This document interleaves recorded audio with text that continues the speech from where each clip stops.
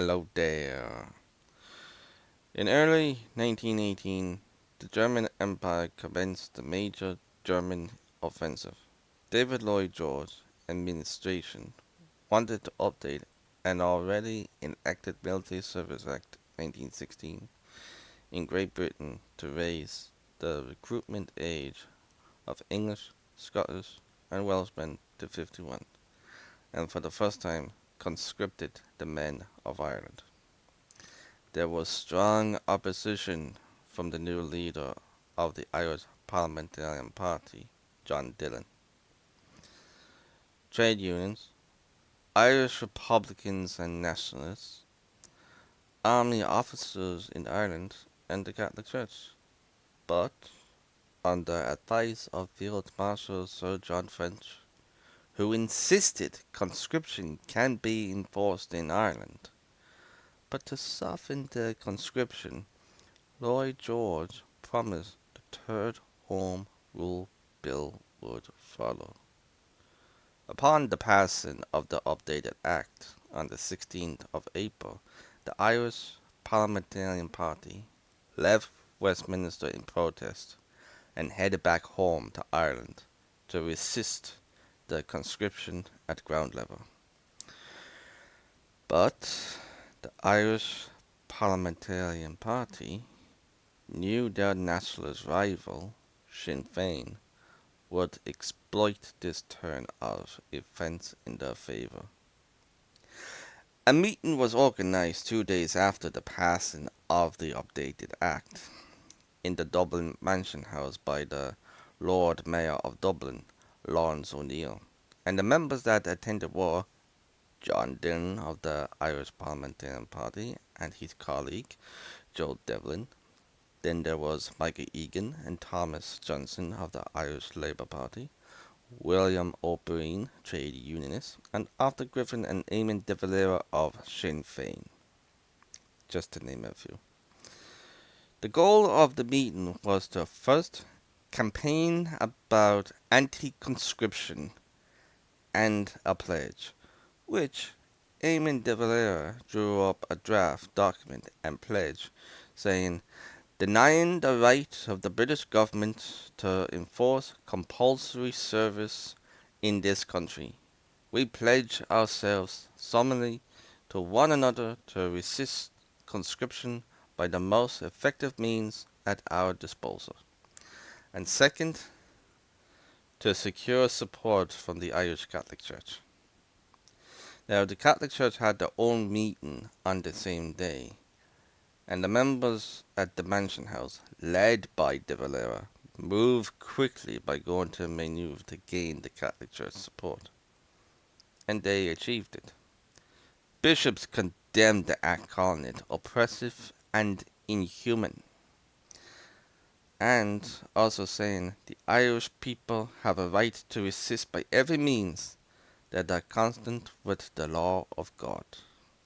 Then the bishops also stated on the following Sunday, pledges should be made and signed throughout the country, and collections to be made for the National Defence Fund at church gates. Within days later, meetings were being held throughout the country in opposition to the conscription.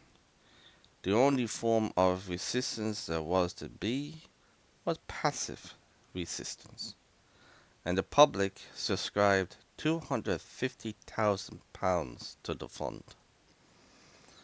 On April 23rd, a one-day general strike was called by Labour, with the anti-conscription sentiment reaching fever point.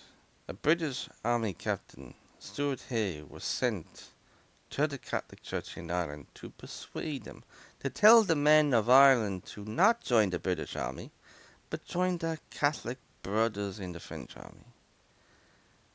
Now, the Catholic hierarchy supported this, but it never really came to anything, mostly because those in Llyod George government didn't support it. But the desperation to have Irish men join the British Army came from pretty much the last-ditch attempt by Llyod George government of the German plot.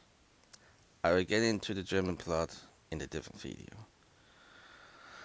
But what happened was, many Sinn Féiners between 65 to 150 were arrested on the 17th and 18th of May for a supposed plot of German assistance in 1918 to send weapons. But whatever the plan by the government was to do, either discredit Sinn Féin or bring the anti-conscription to a halt, which is most likely, it had the opposite effect. Not many people believed in the German plot, but it did give rise in support for Sinn Féin and the Irish volunteers, which led to a rise of joining Sinn Féin and the Irish volunteers. Which probably is many the reasons why Sinn Féin won the 1918 elections. They took many seats in Ireland. But those who were more moderate that were arrested, like Eamon de Valera and Arthur Griffin, those who weren't and who were more militant, like Michael Collins, Harry Ball, and Cara Bua, well, they were free. And a year later, there was the Anglo-Irish War. Just to mention that. But all in all, when the Americans showed up on the battlefield in the Western Front, conscription wasn't that important anymore in Ireland. Pretty much the Llyod George administration just grabbed the conscription and threw it off the table.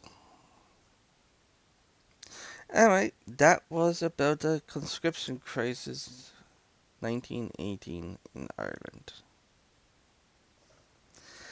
The next video will be about the Anglo-Irish Treaty 1922. So, slán.